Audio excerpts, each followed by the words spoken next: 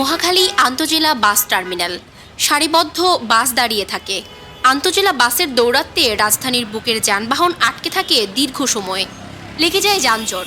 তবে এই যানজটের অবসান ঘটেছে। যাচ্ছে গাড়ি, গতিময় টার্মিনালের সামনের রাস্তা।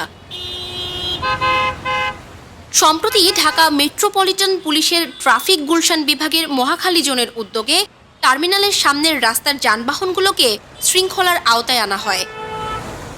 এই প্রসঙ্গে জোনের সহকারী পুলিশ কমিশনার আরিফুল ইসলাম রনি রূপালী বাংলাদেশকে বলেন, আমাদের ডিএমপির মাননীয় কমিশনার স্যার জয়েন করার পরই থেকে তার একটা প্রচেষ্টা ছিল মহাখালী বাস টার্মিনালের শৃঙ্খলা ফিরিয়ে আনা।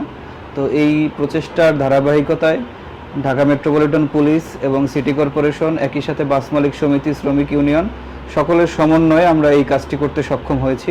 টার্মিনালের সামনের রাস্তায় পার্কিং করা বাসগুলো এখন কোথায়?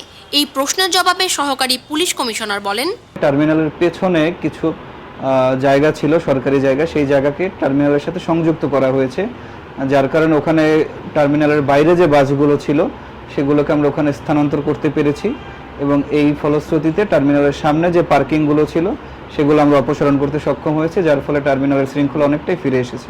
চলমান এই শৃঙ্খলা অব্যাহত থাকবে নাকি কয়েকদিন পর আবারও রাস্তার ওপরে দাঁড়াবে বাস? পার্কিংয়ের কারণে আবারও লেগে যাবে যানজট?